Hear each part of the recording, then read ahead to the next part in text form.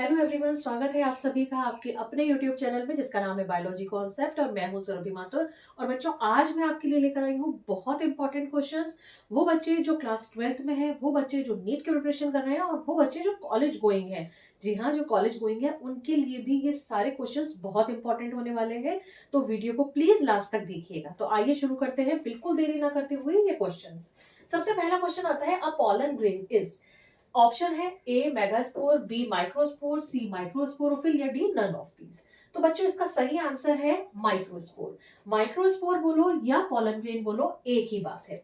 अब इसी के साथ साथ मैं आपको कुछ और पॉइंट्स भी बताती जाऊंगी जिसको लेकर और क्वेश्चंस पूछे जा सकते हैं। फॉर एग्जांपल, पॉलन ग्रेन या माइक्रोस्पोर, इसमें कितनी वॉल लेयर्स होती हैं? दो वॉल लेयर्स होती हैं। अब कौन कौन सी? एक्साइन और इंटाइन। एक्साइन किसकी बनी होती है? स्पोरोपोलिनेन की। और इंटाइन किसकी बनी होती है? सेलुलोज और पेक्टिन की।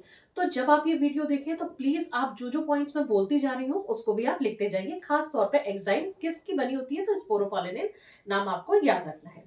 दूसरे क्वेश्चन पर आते हैं, the placentation found in Fabaceae is.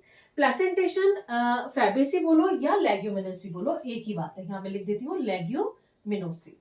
अब इसका बेस्ट एग्जाम्पल क्या है? इसका बेस्ट एग्जाम्पल है मटर, यानी कि पायसम सेटाइवम। अब मटर में आप लोगों ने देखा है कि जो हम मटर छीलते हैं, तो मटर जब जैसे मान लीजिए ये एक कार्पेल, ये दूसरा कार्पेल, ये मटर छीली और इस जगह पर यहाँ पर आपके क्या लगे रहते हैं?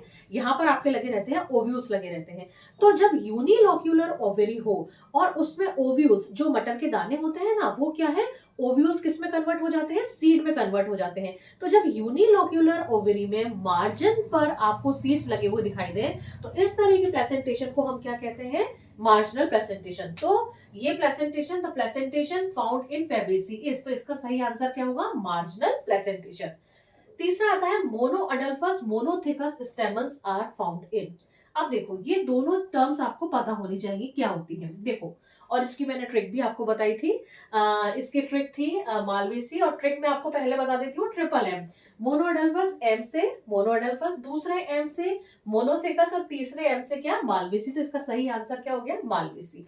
लेकिन हमें मतलब भी पता होना चाहिए। मोनोथिकस का मतलब है कि उसमें केवल एंथर में एक ही लोब होगी, वो कंडीशन कहलाती है मोनोथिकस कंडीशन।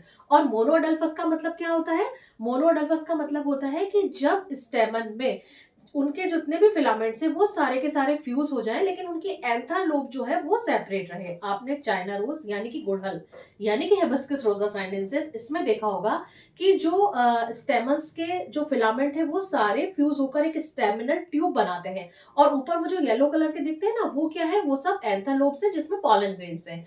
तो वो सब क्या रहते हैं? फ्री रहते हैं। तो जब फिलामेंट सारे फ्यूज हो लेकिन उनकी जो एंथर्स है वो फ्री रहे, तो उसको कंडीशन को हम क्या कहते हैं? Monadelphous condition. समझ में आ गई बात? डाइथिकस, डाइथिकस मैंने आपको बताया था। डाइथिकस क्या बताया था? कि एंथर लोब होती है, बायलोब्ड एंथर होता है नॉर्मली। उस एक एंथर लोब में दो थीका होती है, लेकिन जब एंथर लोब में केवल एक ही थीका प्रेजेंट हो, तो उस कंडीशन को हम क्या कहते हैं? Monothecous condition. तो यहाँ पे हमारा आंसर क्या हो गया? मालवेसी में यानी कि चाइना रोज में आपको ये कंडीशन देखने को मिलती है। तो सही आंसर हो गया ऑप्शन डी। फोर्थ क्वेश्चन आता है, टू विच इन्फ्लोरेसेंस आर रे एंड डिस्क फ्लोरेट फाउंड। तो बच्चों, रे और डिस्क फ्लोरेट जो आपको मिलते हैं वो आपको याद हो, मैंने एस्टरेसी फैमिली पढ़ाई थी, उसमें सनफ्लावर का एग्जांपल दिया था। जो पेरीफेरी पर जो प्रेजेंट थे फ्लोरेट्स, उनको हम कह रहे थे रे फ्लोरेट। जो सेंटर में प्रेजेंट थे उनको हम कह रहे थे डिस्क फ्लोरेट। और उस इन्फ्लोरेसेंस को हम क्या नाम दे रहे थे? उस इन्फ्लोरेसेंस को हम नाम दे रहे थे कैपिटुलम। और एक नाम उसका और था, और वो नाम क्या था? हेड। तो यहाँ पर नोट डाउन कर लीजिए, हेड बोलो या कैपिटलम बोलो, एक ही बात है। तो option A is the correct answer. फिर आते हैं हम क्वेश्चन नंबर 5 पर। Among the following which is haploid cell, यानी कि उसकी प्लॉइडी पूछी जा रही है। तो अब आप यहाँ देखिए ऑप्शंस क्या है? ए मेगास्पोर मदर सेल। बच्चा, जब भी मदर सेल की बात कर रहे हैं तो वो हमेशा कैसी होती है? डिप्लॉइड। तो ये तो कैसी होगी? डिप्लॉइड। तो ये तो ऑप्शन हो नहीं सकता। फिर आए माइक्रोस्पोर मदर सेल पर, ये भी कैसी होती है? डिप्लॉइड। इसमें मियोसिस होता है तभी तो माइक्रोस्पोर बनते हैं। तो ये भी कैसी हुई? डिप्लॉइड। तो ये भी नहीं हो सकता। तीसरा ऑप्शन आता है megaspore. It is the correct answer. Megaspore किससे बनते हैं? मेगास्पोर मदर सेल से। याद करो कि जब मेगास्पोरोजेनेसिस मैंने पढ़ाया था तब मैंने आपको बताया था कि मेगास्पोर मदर सेल होती है जिसमें मियोसिस होता है। जिससे 4 मेगास्पोर बनते हैं। 4 में से जो 3 होते हैं वो डीजेनरेट हो जाते हैं, केवल एक जो है वो फंक्शनल रहता है और उसी से आगे चल के फीमेल गैमेटोफाइट डेवलप होता है। तो इसका सही आंसर क्या हो गया? मेगास्पोर। तो ये थे हमारे 5 बहुत इंपॉर्टेंट क्वेश्चन।